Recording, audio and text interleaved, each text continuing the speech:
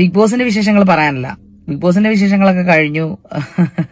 ഉത്സവം കഴിഞ്ഞു, ആന പിണ്ടവും ഇട്ടു, ആറാട്ടും കഴിഞ്ഞു, എല്ലാരും വീട്ടിലും പോയി. ഇനിയിപ്പോ പറമ്പിൽ കിടന്ന് കറങ്ങേണ്ട കാര്യം, അടുത്ത ഉത്സവത്തിന് കോപ്പ് കൂട്ടാം അല്ലേ. ഞാനിപ്പോ വന്നത് വേറൊരു കാര്യം പറയാനാണ്, വേറൊന്നുമല്ല.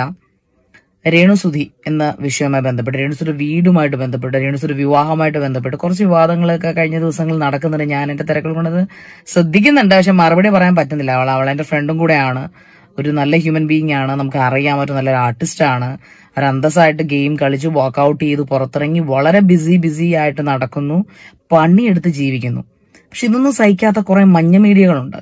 സാധാരണ ജനങ്ങൾ ഇതൊന്നും അറിയുന്നില്ല കേട്ടോ. സാധാരണ ജനങ്ങളിൽ ഞാൻ ഇന്നും പറയുന്നു, രേണുസു നേരിട്ടിറങ്ങി കഴിഞ്ഞാൽ ഒരു 10,000 പേര് കൂടും. കാരണം സാധാരണ ജനങ്ങൾ ഇതിൽ പെടുന്നില്ല. ഇതിൽ പെടുന്നവർ മുഴുവൻ മറ്റേ ടാബ്ലോയിഡ്സ് ആണ്, മഞ്ഞ മീഡിയ, പിന്നെ ടോക്സിക് പേഴ്സണാലിറ്റീസ്.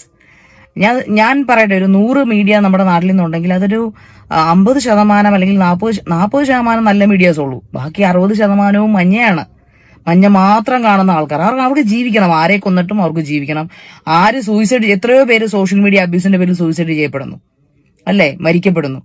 പക്ഷെ രേണുസുതി അതൊന്നും ചെയ്തില്ല. അതാണ് ഇവരുടെ പ്രശ്നം. രേണുസുതി വേറെ വിവാഹം കഴിക്കാൻ പോയില്ല, രേണുസുതി വേറെ ആരുടെയും പുറകെ നടന്നില്ല, രേണുസുതി റിലേഷൻഷിപ്പിന്റെ പേരിൽ പിന്നെ എന്താ പറയാ ചീത്തപ്പേര് കേട്ടില്ല, രേണുസുതി മരിച്ചില്ല, രേണുസുതി ജീവിച്ച് അത് അങ്ങ് ചക്രവാകങ്ങൾക്കപ്പുറം അവരുടെ വിജയത്തിന്റെ വെന്നിക്കുടി നാട്ടിക്കൊണ്ടിരിക്കുന്നു.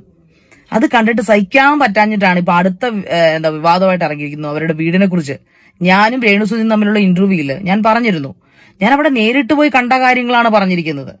അത് എന്റെ വീഡിയോയിൽ ഞാൻ ഷൂട്ട് ചെയ്ത് കാണിച്ചില്ല എന്ന് എന്റെ തെറ്റ്. സത്യം പറഞ്ഞാൽ ലൈവ് ഇടേണ്ടതായിരുന്നു പിന്നീട് എനിക്ക് തോന്നി. അവരുടെ വീട്ടില് ഞാൻ നോർമലി ഒരു ഇന്റർവ്യൂ എടുക്കാനായിട്ട് പോയ സമയത്ത് അതായത് അവരുടെ വീടിന്റെ ഫ്രണ്ട് മുഴുവൻ പൊളിഞ്ഞ് പലയിടത്തുനിന്നും ഇടിഞ്ഞ് പൊളിഞ്ഞു വന്നു തുടങ്ങിയിരിക്കുന്നു. 1 year or 2 year മാത്രം പഴക്കമുള്ളൊരു വീട്. അത് ഞാൻ റെൻഡർ ചെയ്തു പറഞ്ഞു. അതിന് ഈ ബിച്ചു സ്ട്രോക്കിനെ പോലുള്ള ആൾക്കാരൊക്കെ എന്തൊക്കെയാണ് കിടന്ന് വിളിച്ചു പോകുന്നത്? എന്താണ് ഇവന്റെയൊക്കെ പ്രശ്നമെന്ന് എനിക്ക് മനസ്സിലാവുന്നില്ല. അന്തസ്സുണ്ടെങ്കിൽ സ്വന്തമായിട്ട് കണ്ടന്റ് ഉണ്ടാക്കി മെഴുകണ നീയൊക്കെ. ഈ രേണുസൂര പറയുന്ന എന്തിനാണ് നടക്കുന്നത്? ബിൽഡർ നിനക്ക് എന്തെങ്കിലും കൈക്കൂലി വന്നിട്ടുണ്ടോ? ആ ബിൽഡറുടെ നിന്ന് കരഞ്ഞുണ്ട്. ശാരികയും അല്ലെങ്കിൽ രേണുസൂതിയും കൂടി രണ്ടാമത് പറഞ്ഞൊരു പേര് ആൾക്ക് കച്ചവടം ഒന്നും മനുഷ്യ, കച്ചവടം ചെയ്യുമ്പോൾ അന്തസ്സായിട്ട് നമ്മൾ പൂർണ്ണമായിട്ട് സത്യവാനാവണമെന്ന് ഞാൻ പറയത്തില്ല, പക്ഷെ കുറച്ചധികം സത്യസന്ധത കാണിക്കണം. പ്രത്യേകിച്ച് നമുക്കൊരാൾക്ക് ഒരു വീട് ദാനം കൊടുക്കുമ്പോ അത് അതിനകത്ത് അവർക്ക് ജീവിക്കാനുള്ളതാണ്, അല്ലാതെ നാളെ പൊളിച്ചുകൊണ്ട് പോകാനുള്ളതല്ല. ഇതിപ്പം പറച്ചിടത്തൊന്ന് രേണുസുതിക്ക് ഇപ്പൊ ആ വീട്ടിൽ കിടക്കുന്നുണ്ട്, കല്യാണം കഴിക്കാൻ പറ്റത്തില്ല. ഇനി അത് ഇടിഞ്ഞു പൊളിഞ്ഞു വീണ് അവർക്ക് എന്തെങ്കിലും പറ്റിയാലും അവർ മിണ്ടാതെ നിന്നോണം. അയ്യോ ഇത് ഞങ്ങളുടെ കുഴപ്പം കൊണ്ടാണ്, ബിൽഡറുടെ കുഴപ്പം കൊണ്ടല്ലെന്ന് രേണുസുതി കരഞ്ഞു പറയണോ? അല്ല, എനിക്ക് മനസ്സിലാകുന്നില്ല ബിച്ചു സ്ട്രോക്ക്. എനിക്ക് ബിച്ചു സ്ട്രോക്കിനോട് പറയുന്ന കാര്യം, നിങ്ങൾ നേരിട്ട് അവിടെ പോവുക,